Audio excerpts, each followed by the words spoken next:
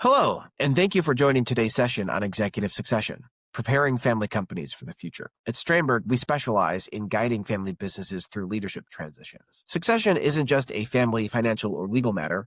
It's about leadership. And at its center, succession asks one critical question: who will carry the business forward? Let's begin with why this topic is so important.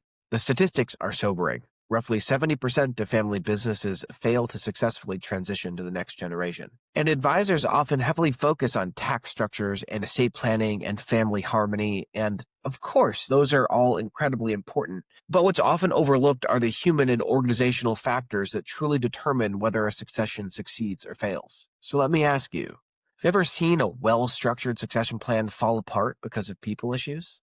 Because that's what we're going to focus today. One of the most helpful frameworks for understanding the dynamics of family businesses is the three circles model. Each circle represents an interdependent group. There are business owners, employees, and family members. Each of these groups relies on the others, and when they work together effectively, the business thrives. But problems arise when these circles overlap in unstructured ways. That overlap is often where tension, confusion, and conflict emerge. Here's a key point. There are three distinct types of succession.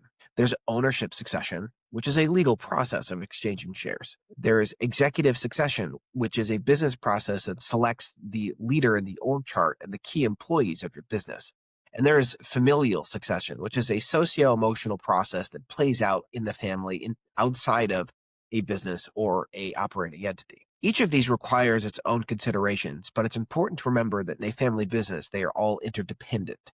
For example, in the first generation of a family business, a founder may be the sole shareholder, the CEO, and the matriarch. And when considering succession for this person, you can look at what happens in the next generation where her children succeed her as owners of the business, but they hire a non-family CEO, which succeeds her as the operating executive within the business. Yet she herself remains the head of the family going forward, and there is no succession in this familial context at this stage. But here's the key emphasis for today. The presentation that we're going through focuses on executive succession. In other words, who is the family selecting to run the company? Successful executive succession requires clarity in three key areas. The first is shareholder vision. This is alignment on what the owners want for the future of the company. The second is family talent and support.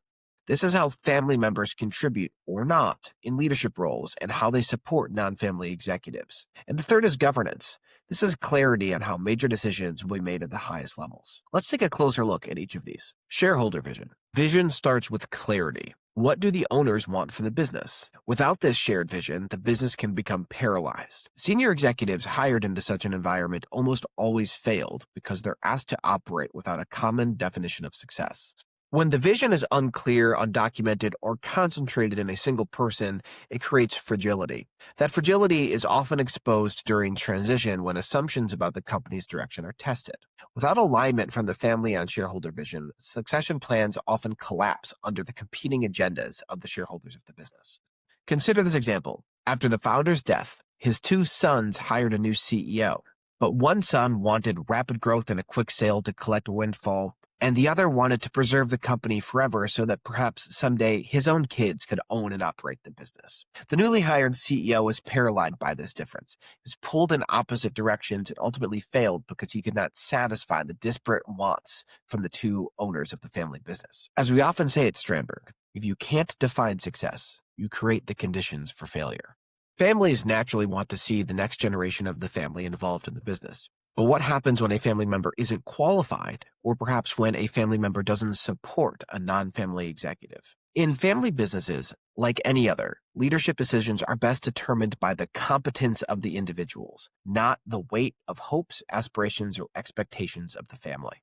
The risks with family employment are twofold. The first is not differentiating between being an owner and an employee, and the second is conflating being a member of the family with being qualified for a job or role. These two risks are traps that leave family companies prone to conflict, poor performance, attrition, and cultural issues. Here's a real-world scenario. An ambitious but underqualified family member was passed over for a senior role. Their frustration at not being selected spread throughout the company, undermining morale and eroding trust in the leader who was selected for the job, who ultimately resigned. Here's the hard truth. In family businesses, the family will always win, even when they shouldn't. The third area is governance. This is how the big decisions are made. Good governance ensures authority is clear, accountability is real, and the leadership is empowered to lead. When governance is weak, decision-making authority often remains concentrated in a single person or left undefined. This is often a result of generational transition. Unclear governance creates ambiguity, bottlenecks, and undermines new leaders. It leaves the business fragile when change is needed most. Imagine a retiring CEO who keeps their shares and brings in a new executive to run the company, but insists on personally approving every major decision. The new executive in this circumstance will quickly become ineffective, not from lack of skill, but from lack of authority. Good governance requires more than a paperboard. It requires structures that clarify roles, decision rights, and accountability. Let's bring it all together and review the key points of getting executive succession right. First off is your shareholder vision. The goal is to have a family shareholder consensus on the vision for the future of your company. This ensures all strategic direction and decision-making is in line with a future that you all are excited about. Family talent. Ensure that your family employees are qualified for their roles. Consider their aspirations as employees and ensure that there's family support for non-family leadership.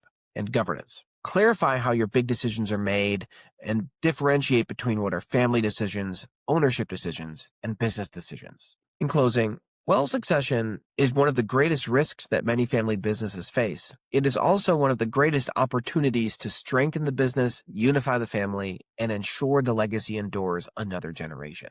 If you're seeing misalignment in vision, family talent, or governance, don't wait till it becomes a crisis. At Stranberg, we'd love to start the conversation with you. If you'd like to learn more, visit us at Stranberg.com or reach out anytime.